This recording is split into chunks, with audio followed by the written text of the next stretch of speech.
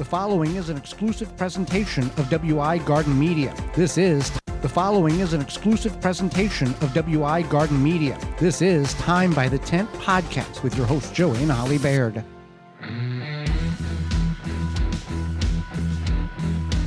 Coming up on the program today, we're going to go over what you should look at if you're going to buy land, some of the things that we are learning, as well as going on a hike, what do you really need to take?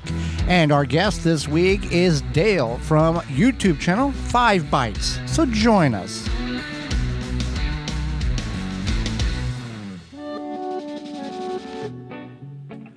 Welcome to Time by the Tent. I am Joey Baird. Next to me is my co-host, best friend, and camping partner, Holly Baird. This program is for you to help you have more enjoyable camping. You want to be part of the program, you can certainly do that by sending us an email to twvgshow@gmail.com. This podcast is about camping, public, private land, hiking, outdoors, land ownership, and more. Thank you for tuning in, whether you're listening to us through a podcast replay app or on YouTube. Thank you very much for doing that. You can find all past shows and podcast segments and YouTube videos at our parent website, which is the WisconsinVegetableGardener.com. At the camping, top of the page, camping and camping podcast, we have a YouTube channel in the same name, Time by the Tent. You'll just search Time by the Tent channel and it will come up. So let's get into the program. Or if you want to give us a call, you can do that too at 1-800-927-SHOW. That's 1-800-927-7469. And we'll get in the program here about buying land, Holly. Yeah, so this is something that you and I are going through right now. Yes. So we recently got approved for a land loan. Well, let's go way back. Way back. Yeah. We looked at purchasing. We wanted to purchase land early a year ago. Right about a year ago. Right about a year ago. So we didn't know what we didn't know, and we started looking at land on realtor websites. Found some that we liked, and then we didn't have the bucket of cash that's needed to purchase full price. So then we needed to look for a loan. Now you can go through your bank, and certain banks or credit unions, is that right? Yeah. There's only certain ones that will allow a loan to be given to you if you are trying to buy what is called raw land. That is just nothing's on the land or minimal. There's no, maybe a cabin on it if that, but basically raw land. At that point, most of those would require a 20% down payment. There are specific loan offices that are here based where the program is originating in Wisconsin. I'm sure there's other places in other states where this is all they focus on, is getting loans approved for people with a 10% down payment. That they're land loans. That's all they do. It's like whenever people sold Kirby vacuums, there are offices that all they did was Kirby loans. That's all they did. And then there's car loan companies. So that's what we did. We searched for and we found a company that would provide we needed to provide 10% down instead of 20%, which was better. And you can take it from there. We attempted to get a loan at that point a year ago. Yeah, so we didn't get approved. We had to... they didn't like things that was on our credit report, and they said that here are some things that you need to fix, and then once you get these things fixed, then come on back and we will make another run at this. So we worked really hard, and we got those things fixed. Yep. And then a couple weeks ago, we reapplied, and we got approved. Now, with these loans, at least...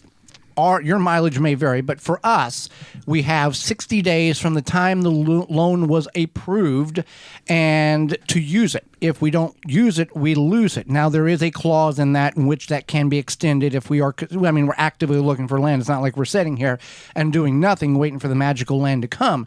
But we did talk with the office, and they said that if once we get closer, if we still haven't made a move, we can extend that out a little bit farther so we don't lose that loan.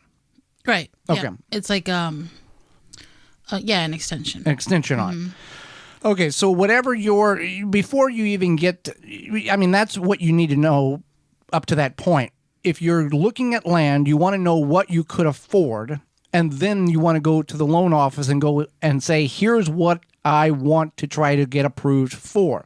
60,000, 100,000, 200,000, whatever that number is.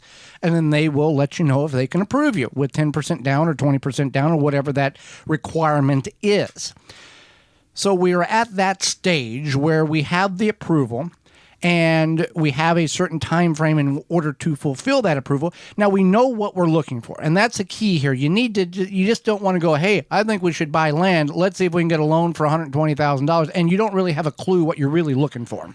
Yeah, so I think, maybe you might have an idea in mind of what you want, but I think first, before you apply for the loan, is to think about, okay, I want maybe approximately this much of acreage, obviously what I'm going to do with the land. For us, it was a matter of how far we wanted to drive because of where we're located. Anything within, I don't know, an hour or two is very expensive. Right. And then as you go a little bit further out, then it becomes less expensive. Yeah, you're looking at $100,000+ cheaper by going an hour and a half to 3 hours. Well, two and a half to 3.5 hours farther north. It's $100,000 to $150,000 cheaper for the same amount of land that's close to our residence. Right now. So you might want to go on the realtor site and kind of look and see what's available to go, hey, I kind of would like that. I kind of would like that. And then put your wish list together and then kind of see what the value that you could afford. And also maybe you have a town or area that you like, or maybe you have an area that you are willing to drive 5 to 6 hours away because you want to be in that area. And you know that you're not necessarily going to utilize it as much as maybe we are or somebody else. But so those are things you want to think about, what you can afford. And then also, obviously, if you are putting 10% down, that you can get the 10% down, however that may be. Well, and you talk about distance. We've had Terry from Tree Run Wild. On his residence to his land is 3 hours.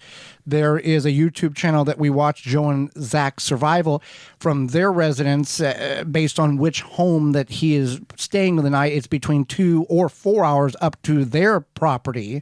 So this is, the ideal situation is, it's 40 minutes down the road, but that's not the reality.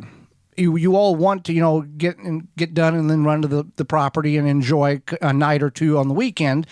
But that's to do that, you got to have some very, very deep pockets in order to afford the land that's relatively close to your residence. So you don't have that journey of 2 or 3 or 4 hour drive. Right. Yeah. Terrain. Let's talk about terrain for a minute here. Yeah. So this is something that I think is important to bring up because depending on where you live, what state you're in or region or whatever, you might have varying terrain. In Wisconsin, it's built in a bowl. It's almost like it's almost like a bowl. There is a lower land in the middle of the state, and while there are some terrain variances, for the most part, there's a lot of wetland. And that's how Wisconsin is. The 40, 60, 80, $100,000 pieces of property, there's always some percentile of wetlands, and there are variations of wetlands in that. But the more expensive, the $300,000, $400,000, $500,000, $700,000 pieces of property of the same acreage, those are the highland. And it's very expensive to get all highland, at least in this state. Now, when we say wetland, it doesn't mean that when you walk on that land, it's going to be up to your hips. Yeah, marsh or a bog. It just means that it does support wetland vegetation. If you have a rainier year, it may be a little bit mushy, but it doesn't necessarily mean that it is literal bog or marsh. So there's topographical maps, there's DNR maps that show wetland. The realtor site shows what's flood and what's not, which is not always the most accurate, but you want to figure that out. Also, another thing that we have figured out and understood better is MFL land, management forestry land, and that in some states that doesn't exist. What is MFL land, Holly? So this is it's called the managed forestry law. Okay. So MFL. I don't know when this occurred, when it started, but it's probably within the last, I think, 20 years, because a lot of the pieces of land that we're looking at have been in the program for about 20 years, and they're 25 to 50 year increments of being in the program. And so what it is basically these lands are near some sort of forest and National forest. And you enroll in the program. If you have this land or the land is enrolled in the program, and whoever owns the land pays reduced property taxes. Significant. Yeah, significantly reduced. But then you have a responsibility where you have to maintain the land, and you maintain the land, and you think, oh, that's easy. But you actually have to hire a forester, and if you purchase the land, you and the forester. This is in the state of Wisconsin now, so your mileage may vary, but this is what we're going through, so be aware. You and the forester, mostly the forester, comes up with a plan for your land, the land plan. And you do have to hire the forester. That's out-of-pocket cost to you. From what we understand, it's not a terribly high fee, but you have 1 year from the time of purchasing the land to get this plan completed. Now, the plan, the MFL is either open or closed, and that means two totally different things as well. Right. So let's talk about the MFL first, and we can talk about open or closed. All right. So once you have your forestry plan, probably about every 10 to 15 years, you do have to have a lumber milling logging, thank you, company come out, and then they would chop down some trees. Strategic trees. It's not a cut dry you see, for what do you call it? Yeah, they just clear cut. Clear cut. They don't do that. No, strategically cut down the older timber. And you get paid for this. But yeah, kind of. So they come in, they cut down the timber, and then they would plant more trees or whatever they need to do. Then they take it to the sawmill or the paper mill, whatever, sell it, and then they get a cut and you get a cut. So you do get a little bit off of this. And in that program, you are allowed to do whatever you want on the property up to 8% of the acreage. So let's say 48. It's 20%. Maybe it is 8%. 8%. Okay. So let's say for 40 acres, 8% of 40 acres is, or 8, what is it? Yeah. I don't know. My brain can't math right now. 8 acres off of 40 acres is, we're looking at 40 acre blocks, because I know agriculturally that's a quarter by a quarter. If you walked the perimeter, that would be 1 square mile. So you're allowed to do, on a 40 acres, you're allowed to do whatever you want to 8 acres without any cause of penalty through the DNR. That is a lot of acreage to do whatever you want. That's the equivalent of like 74 basketball courts. So that's a lot of trees and a lot of stuff you can do and not have any issue.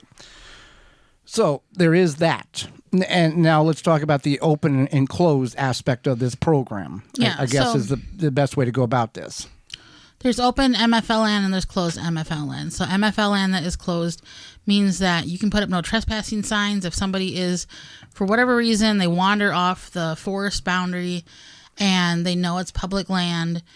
Because that's what MFL land is. It is it is public land. And so when it's open, it means that they could come and hunt on your land. They could cross-country ski through it. They could hike through it.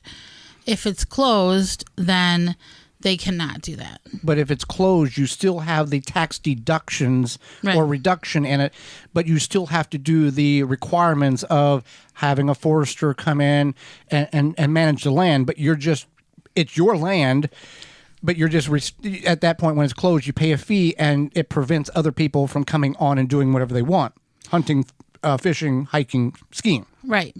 So yeah, so once you buy the land, you can have it closed, or I guess you could have it open. Leave it open or open up. Yeah. And that's on a calendar basis. I don't think anybody buys closed land and lets it open up. You don't know. Knows? Yeah, right. But that's on a calendar basis in Wisconsin. That if you buy in the summer, it's still open and people can still have access to it until the end of the calendar year.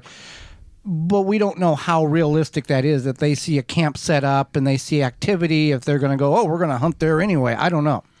And there's hundreds and thousands of acres too. That's the thing, is that it's kind of gray area, I think. But if I was hiking a state forest, or a national forest, I would stay on trail. Mm-hmm. If I saw no trespassing sign, I would go the other way, because I don't want to take a chance that you don't know what that person has on their property. And before we get out of this segment, let's talk about plot numbers, parcel numbers. Because just because the little dot on the realtor site says this is the property, that doesn't mean it's the property. You've got to go off the parcel number that is typically listed either in photograph or in documentation on the realtor site. And then you go to the state plot or parcel website and punch that in, and then to verify that those two match up. And about 80 to 90% of the maps that are on the realtor site, the parcel number does not match up with the dot on the screen. It's either the adjacent one or it's down the road a couple of miles. And we found that out. We'll tell the story because our realtor knew what we had done. We were looking at a piece of property. We drove 3.5 hours to look at a piece of property. Looked at every map possible, the parcel map, or the DNR map, the realtor map, Google map, Google Earth, the whole thing. Liked what we saw, went up and looked at it. The numbers were right, but the property was the wrong property. We had gave the right parcel number, but it was the adjacent property, which was basically to a certain extent landlocked, and it was not identified as that anywhere on the realtor. And on these realtor sites, it doesn't have to say, from what we're finding out, it doesn't have to say that it's in MFL or open or closed. That stuff you have to find out on your own. There's a lot of questions you have to ask.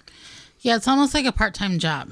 Yeah. And it was a beautiful property we trespassed on. But for anybody in Wisconsin, the Department of Natural Resources is highly organized, and they have answers to every question you have. Yeah. Absolutely. So shout out to the DNR. You've been my homie for a long time. So, yeah. So if you got any questions about buying land or what you should do, or we're not realtors and we're not giving realtor advice, we can only share with you our experiences, but we will help you out in however means. Let us make the mistakes for you. Yes. Hopefully not many more mistakes. Yeah. twvgshow@gmail.com. You can reach out to us and we will help you with your question. Hey, when we return, you going to go hiking on your property or at a state park? What do you need? We'll talk about that. You're listening to Time by the Tent podcast.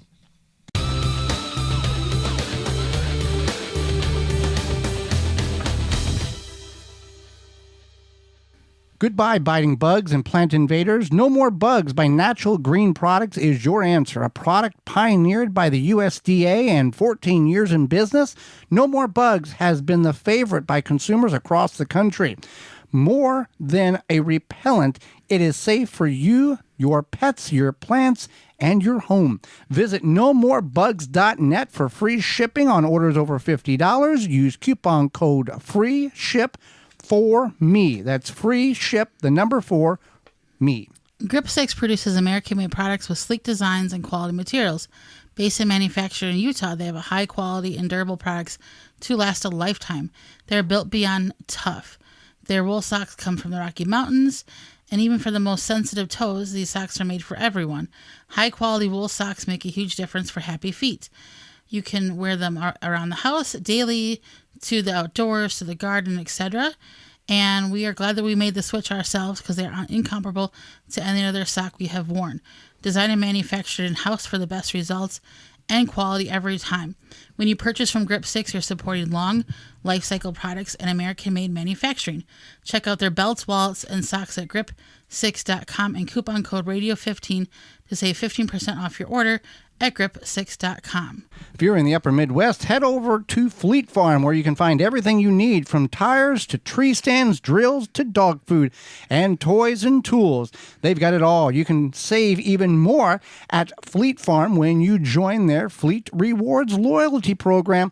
You get exclusive offers, and it's free to sign up. Get everything you need at one low fleet price. Shop in-store or online at Fleet Farm at fleetfarm.com. Wind River Chimes creates a symphony in any space. Chimes that are inspired by nature and designed to make the natural world even more inspiring. Music speaks to everyone. Individually handcrafted in Virginia for over 35 years and hand-tuned for exceptional precision and lasting beauty. Because in life, the winds of change are always moving.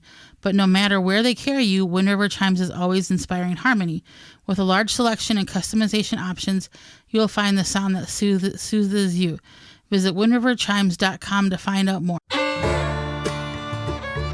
Welcome back to Time by the Tent. Happy you are with us. Happy you've downloaded the program or watching on YouTube. Thank you very much. I'm your host, Joey Baird.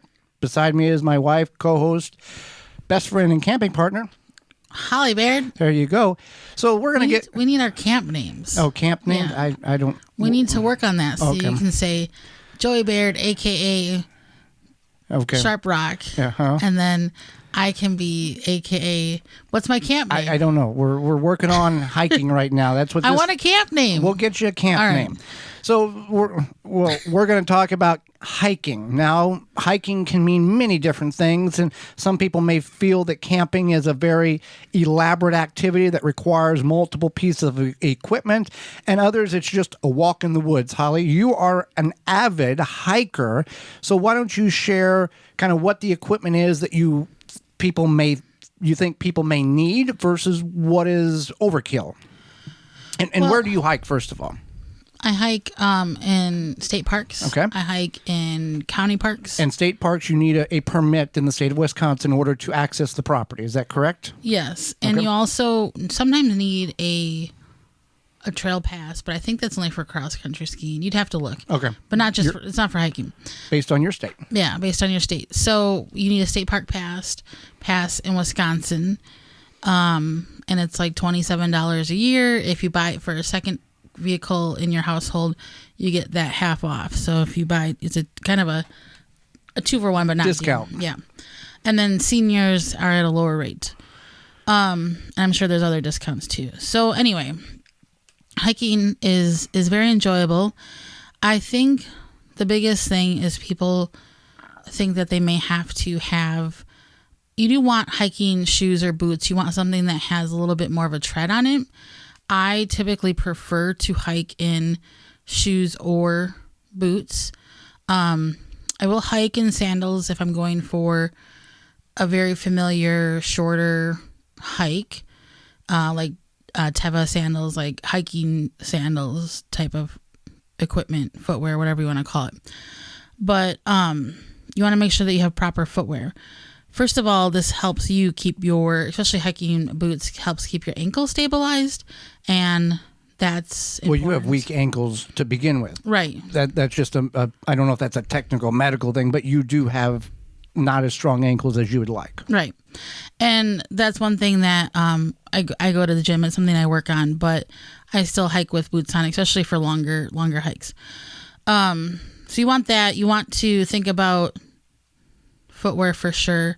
Proper clothes. So you want something that's either synthetic or natural that's wicking. So that's either going to be some sort of polyester, typically blend, rayon, something like that that's wicking.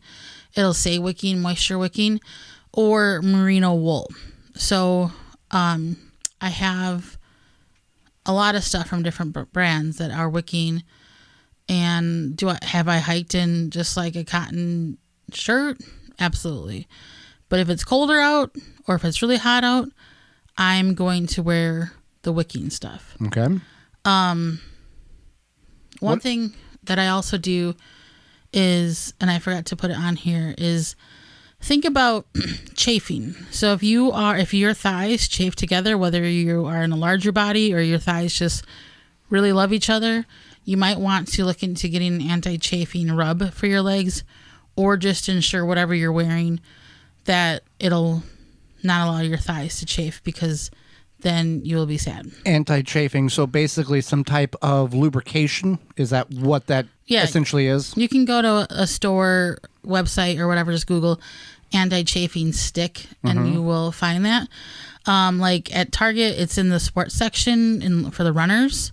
And then there's also another product, I think, in like the women's deodorant section. I'm not even sure. Don't use Vaseline. No, don't use Vaseline.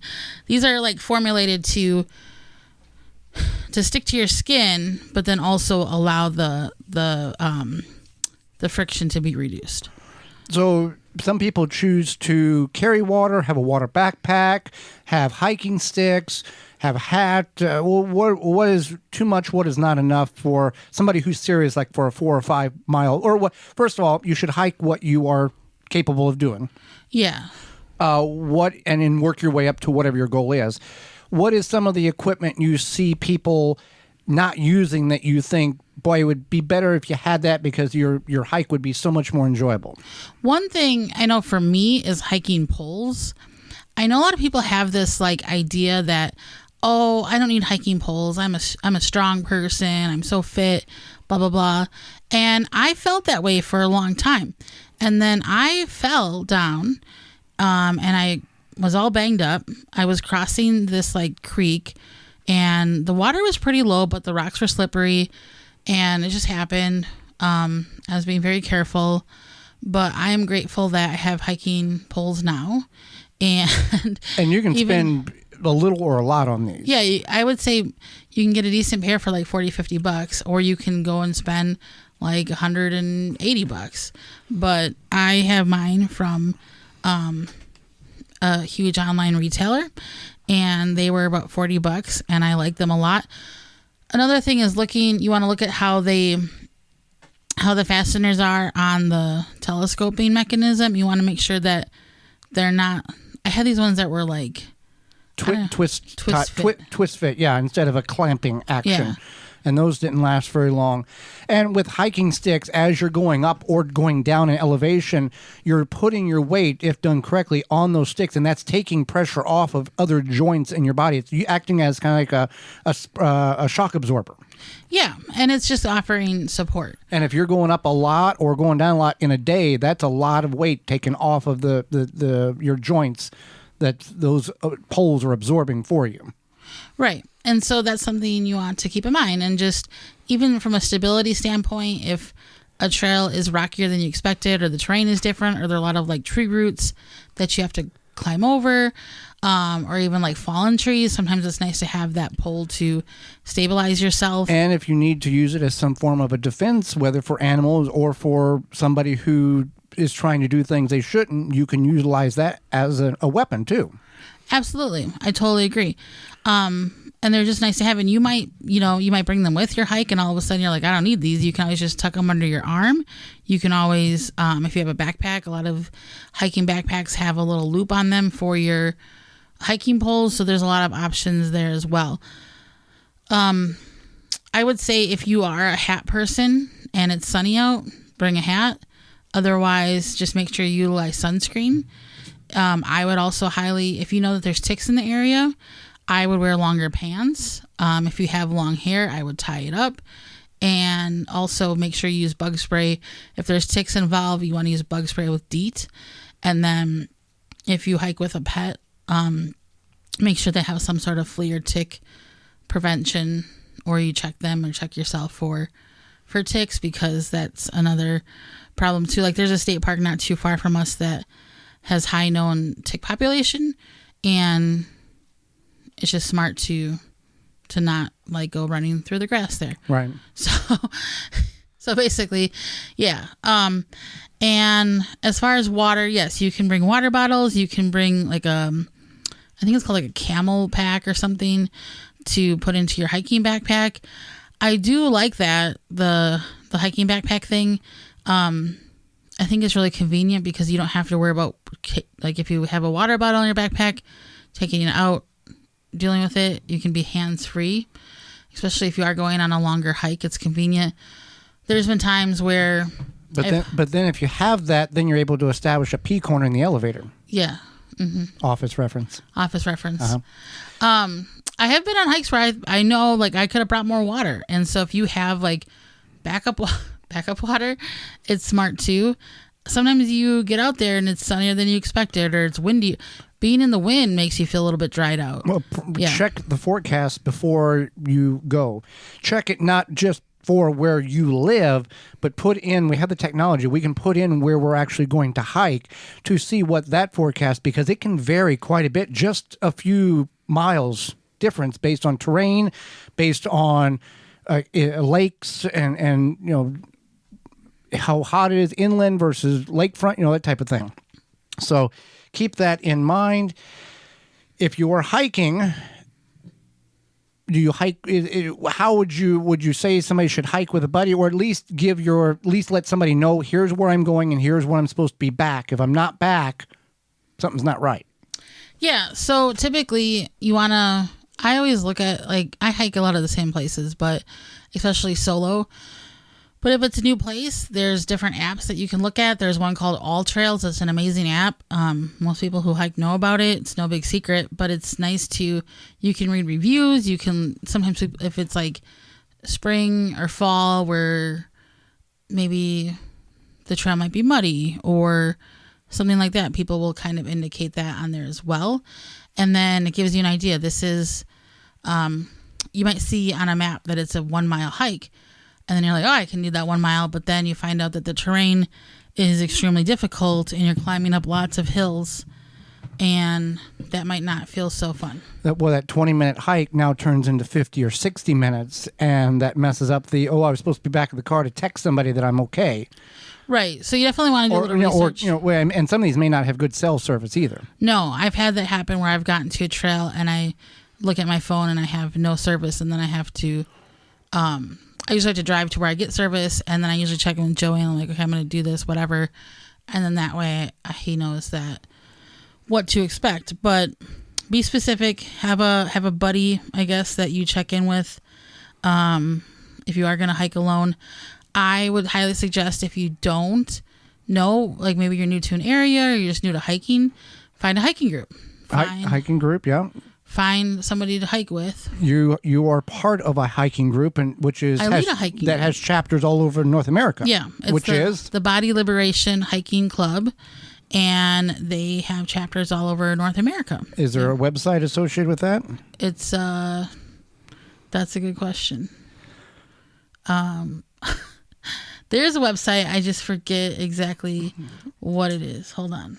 So hiking, and even if you are not part of if you go to a trail, you can see people hiking. You can if you feel comfortable, you can go up to them and go, "Hey, I'm new here," but ask questions.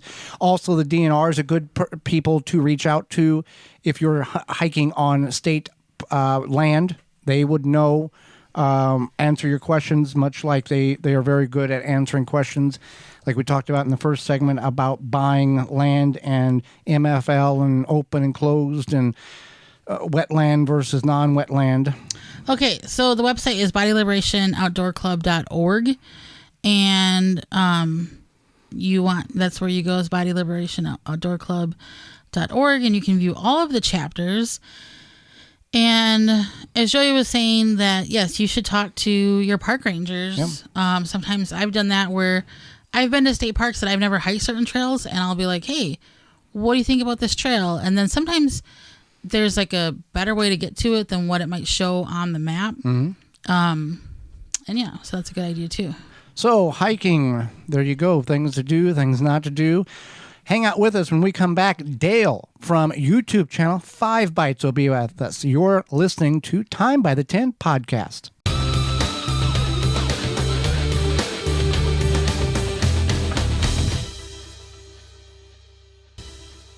Farm and garden in the ultimate comfort. Farmer's Defense has lightweight and durable sleeves made to protect you against the elements while farming. Farmer's sleeves offer unparalleled protection of arms and skin for any farmer, gardener, or outdoor worker. Say goodbye to irritated skin and sunburns in the garden. Their sleeves offer cooling comfort and protection against elements and outdoors. An alternative to thick clothing, Farmer's Defense is made of wicking material with UBF protection factor of 50 plus to protect you from allergens and scratches. You can find all of their great products at visit farmersdefense.com. Do you own property and you're trying to keep newly planted and established trees healthy and hydrated wherever they may be planted? Well, tree diaper technology can significantly increase the water to your trees. No pipes, no hoses needed. Hydrates from water, from rain, or when you water the trees. Eliminate watering altogether and let it take care of itself. Find all of the information out at treediaper.com. That's treediaper.com, and use coupon code GARDEN15 to save 15% off your order at treediaper.com. Hydrate those trees no matter where they're at on your property. We are brought to you today by sponsor Walton's Inc. Listen, we know you care about where your food comes from, canning and preserving your fruits and vegetables. What about the meat? Maybe you hunted or trapped that meat. At Walton's, you can get all the equipment, seasoning, and supplies to make sausage, jerky, or any other product your way to your high standards. You want to make snack sticks that people will actually like. Walton's created meatgistics.com, an informational site to help you make the best finished product. They have spices, meat grinders, mixers, sausage stuffers to help you go from animal to edible. Walton's, everything but the meat. Oh, you can use code GROW50 to save 10% off orders of $50 or more. Take those spices to the campsite with you. WaltonsInc.com. Welcome back to Time by the Tent. Happy you have downloaded the program or listening to it online. I'm your host, Joey Baird. Beside me is Holly Baird. Let's go to the hotline, Holly, and bring in our guest for this week. Dale is the creator of YouTube channel 5 Bites. Weekly, he takes viewers truck camping with him to some of his favorite public campground. In his travels, he shows how to cook interesting meals over the fire. Welcome to the program, Dale. Well, thank you so much for having me, you guys. I'm excited to be here. Well, we thank you for taking time out of your day. And I'll start with this. You talk in your videos that in the past you've camped in a tent and then a camper, but now you choose to truck camp. Why did you choose this method of camping versus the other ones? Well, it's I guess a multi-layered answer, for lack of a better term. Tent camp for years, yes. But I'm getting just in all honesty, I'm getting up there in age, and I have arthritis. I have a bad knee. So pitching a tent has become difficult from getting up off of the ground, just harder to stand up. I was contemplating getting another camper, but now currently I live in, a neighborhood that has an HOA. So that would be paying to store it somewhere when I'm not using it. And truck camping, I saw it online, is getting very popular. And I go, well, I've got a truck. Let's give it a shot. And I haven't looked back since. It's just been fantastic. It definitely looks like a lot of fun and convenient. So starting campfires can be challenging. We typically use a wadded piece of paper. You use duct tape to start your fire. How does that work? How do you prepare the duct tape, and where did you learn this trick? All right. Well, I'll go with the shorter answer to that question. Preparing the duct tape. I try to explain it the best I can from time to time on the videos. But imagine a Christmas bow. It's kind of confined, but yet with the way the ribbons loop, there's a lot of surface area. Now, if you just compact it into a ball and try to light it, you're going to have problems. But duct tape itself is actually highly flammable, and it's been used as – I'm surprised more people don't use it, to be perfectly honest. It's a very good fire starter. But how I learned about it was about, 30 years ago or better. And it was just by accident. My brother and my cousin used to fish and camp a lot on the weekends. We'd go down there and spend the weekend camping by the lakes. And at one point in time, for one reason or another, we just didn't have anything to start a fire with. I mean, we had lighters and stuff like that, but and we used to use newspaper like you do, and no one brought any. So we're half an hour away from any place we can buy anything. And my cousin, who worked a lot in maintenance, said, "Hey, I got an idea." So he went to his truck, came back with a roll of duct tape. And my eyebrows went up. I'm like, "Are you kidding me? Tape?" And he goes, "Yep, this stuff is flammable. You wouldn't believe it." And boom, it worked like a champ. And then over the years, I'd always carry it with me. And then over the years, I just made that my go-to fire starter. Well, some of the best lessons are the ones that are learned unexpectedly, I guess. Absolutely. I want to go back to your camping, your truck camping. For people who are not into camping at all and they think, a tent's expensive, a camper's more expensive, the back of the truck, well, I got to do a certain thing to the back of the truck. You really don't, do you? There's technically no. But if you got a decent seal, well, if you go when it's not raining, it doesn't matter if you've got a good seal or not.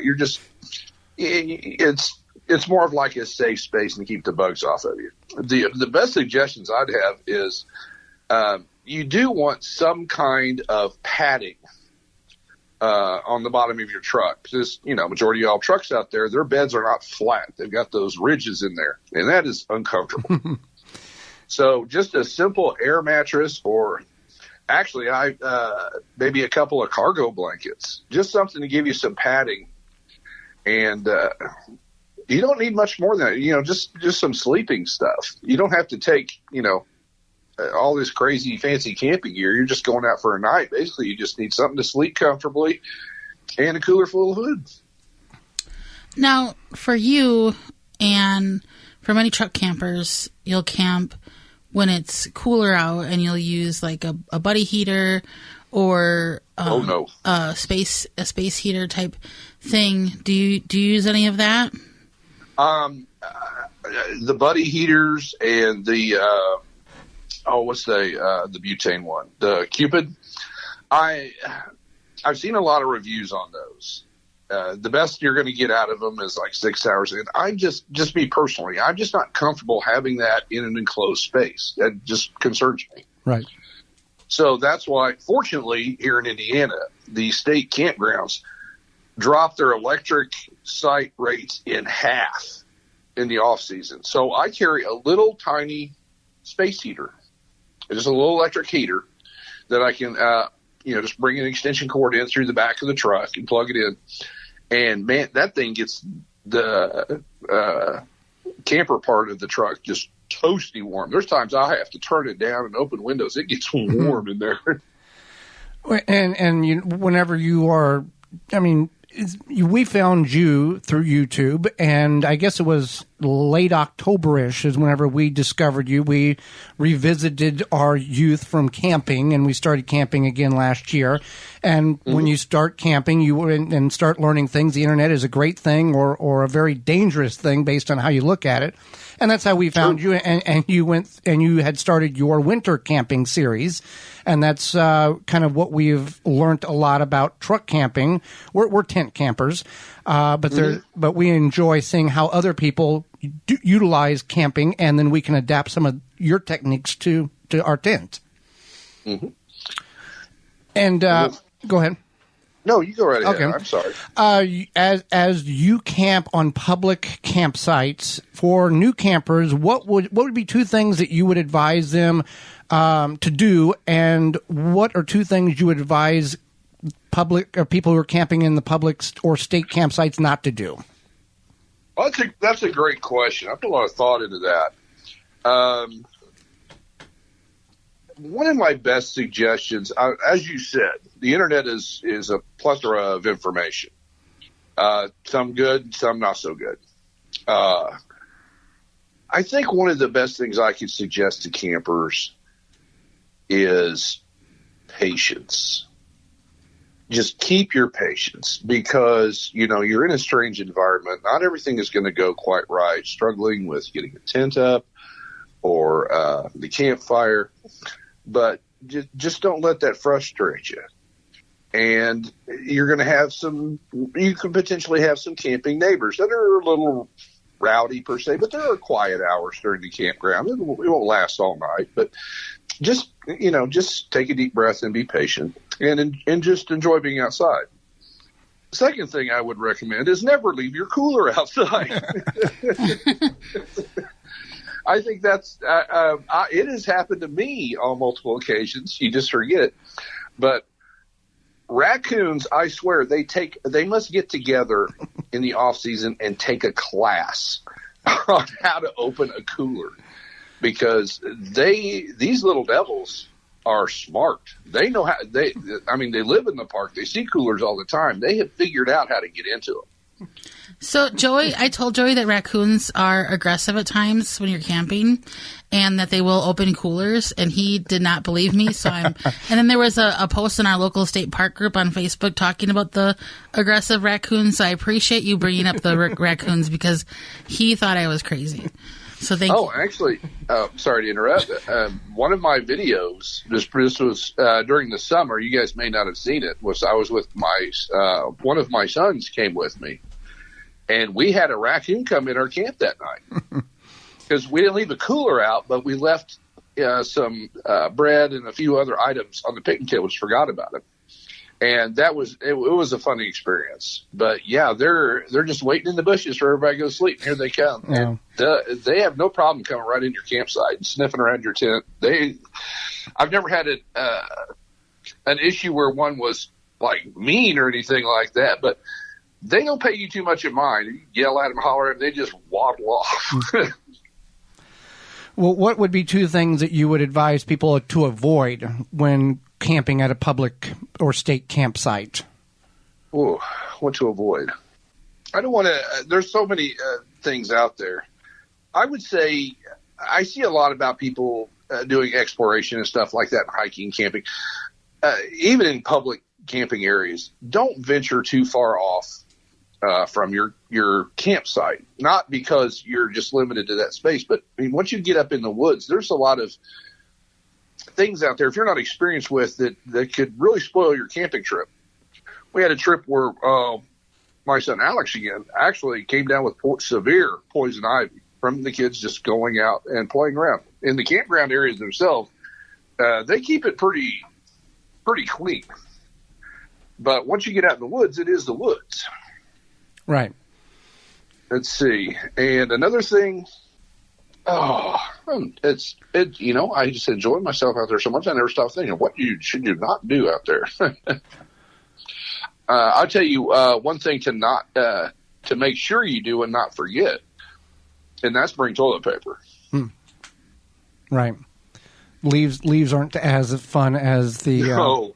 Well, these are public facilities down there, and some of them aren't overly clean. Let's be honest about it. But a lot of times they don't fill. They run out of toilet paper. Right. So.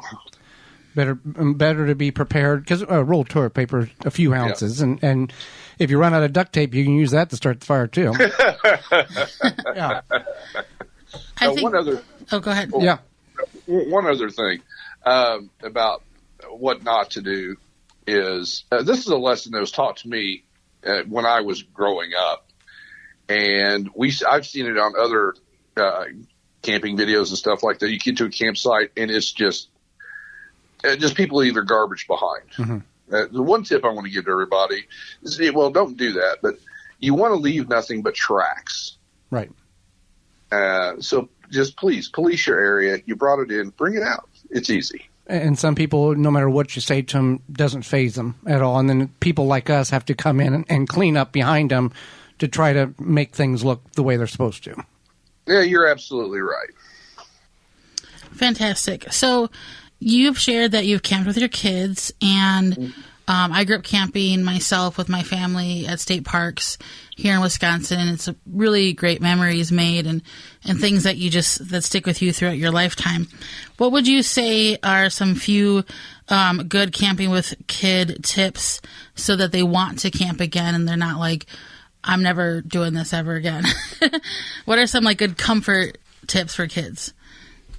Well, what I found was with my kids, and total 6, I wanted to I involved them as much as possible in the entire camping experience. From letting them, okay, here's our campsite, and don't put them to work right away, right when you hop out of the car. Everybody stretch their legs. Oh, this is nice. This is pretty. But let them decide, well, where do you want your tent to go? And you can coax them, being right. The adult. All right, now, let me show you. Let's get your tent put up. How do you want your mattress or air mattress or sleeping bag? How do you want it positioned in the tent? Just make them and that's just a stepping stone. And then they can, and if possible, have them help with dinner. Not so much you're forcing them to do it, but say, hey, I need your help. And my kids just loved it. And we got to the point where as soon as we hit the campground, they're hopping out of the cars, grabbing their tents and arguing over where my tent's going here, my tent's going here. And then, who's going to help with, getting the picnic table ready and so on and so forth. And at the same time, kind of let them just be kids. Right. It's a new environment for them. Let them hoop, let them holler, let them, because you want to wear them out. Yeah. That's a different parents. That is a parental tip. You want to wear them out. Now, you said that each of your children had their own tent. Is that something that you would recommend, or is it more keen towards the personality or how the child reacts, whether they sleep in or? I'll expand on that a little bit. When I said they each had their own tent, because just because a lot of people just don't know that, you're limited to how many tents Right. That you can have on a campsite. At that time, it was 3. So we had 1 tent for the girls, 1 tent for the boys, 1 tent for the adults, and it never failed 1 or 2 of the kids would end up in our tent anyway. So, but as far as tents in general, and you're probably being tent campers, you're probably aware of this, that if people are wanting to get into tent camping, make sure you get a tent that's 1 person bigger than you think you need. Right. Unless you really like the person you're with. Exactly. Yeah. Well, as you talked about your truck camping, you've done a couple of videos on YouTube in regards to what's in the back of your truck in the camping. Yes. Very simplistic. Some people we see on YouTube have everything that you can imagine, but yours is very simple. Would you mind going over a couple of what you take, which is not much, and that doesn't have. It can be, you can take a lot. You're hauling it yourself, or you don't have to take much. You're absolutely right about that. There's no rules to camping. If you think you need it, you want to take it, go ahead. You're the one hauling it down there, and you're the one that have to haul it back. Now, what I have learned since I started the truck camping, if you look way back early on, I think my very first video I put out, I opened up the back of that truck. I think it's stuffed to the gills. I've gotten rid of 2/3 of that stuff now because it's just been a learning process of what I do need or what I think I need, or this is what you really need. But my setup is really simple. I've got currently, I say currently because I'm getting ready to redo my build. And I'll explain that in a minute. But currently I went out and found a twin bed with a four post or metal feet twin bed, and then cut the legs down so it fits over the wheel well. Because to me, party camping, one of the most important things is getting a good night's sleep. And by golly, I sleep well in the back of that truck. But I'm actually going to be switching over to an air mattress. Because the one thing I have learned about truck camping, for me personally, and what I miss the most, is the ability to sit upright. Because space is a premium in the back of a truck camper. And, and I'm just a little over 6 feet tall. So, just even cutting with the feet cut down on the bed that I have, sitting on the edge of it, I still cannot sit up straight. I mean, I'm still hunched over. But I'm making some modifications to address that. That's what's great about truck camping. You can build it any way you want to. It's wide open. And you, in one of your videos of the truck camp, you have, I believe it was a portable toilet in the back. Am I remembering this correctly? That is correct. Okay. I do have a camp toilet I take with me because it goes back to one of the reasons I am truck camping versus tent camping with issues with my knee. In all honesty, one of the hardest things about truck camping, or difficult, is getting in and out. Mm-hmm. And at my age, there's a lot of times that especially if you sit around the campfire, you have 2 or 3 beers. You need to empty your bladder at 3 or 4 o'clock in the morning. Right. That makes life a lot easier, and also a little peace of mind in case of an emergency. That dinner didn't agree with me. I have an emergency situation, and you don't have to do a 100-yard dash or figure out where you're camping versus where the facilities are, and kind of time your travel out either. Absolutely, and not all facilities are created equal. Sometimes you'll get a camping space that the closest bathroom, you're better to drive to it than walk. And is in the winter, are the facilities in your area opened or are they closed? A little bit of both. Okay. They close all the shower houses, and typically they put up a flyer as you're entering the campground that says, "This is the bathroom that's open." But typically they'll leave the pit toilets open year round because they don't have to worry about water freezing or anything. Right. Yeah, it's the same here too in Wisconsin. Most of the places the pit toilets are. I often wonder how many cell phones are in those pit toilets. You would be amazed. Yeah, I think so. I think so. Well, we really appreciate you having you on the program. How can people find your videos again? The name of the channel is 5 Bites. That's the number 5 Bites. But you can do a search in the YouTube search for 5 Bites Camping, number or spelled out. That usually gets to me. Or you can go to, I never thought I'd do this in my life. You can find me at www.youtube.com/@5bites. And that again being the number 5. Well, Dale, we greatly appreciate the time you've offered us and the information you shared with Holly and myself and all of our listeners. We thank you for that. Well, thank you for having me. I thoroughly enjoyed talking to you. Absolutely. We're so happy that Dale took time out of his day to join us from 5 Bites YouTube channel. He is a very avid public campsite truck camper. Yeah, we really enjoyed the information he shared and his tips. Absolutely. So until next time, I'm Joey Baird. And I'm Holly Baird. And we will see you at the campsite.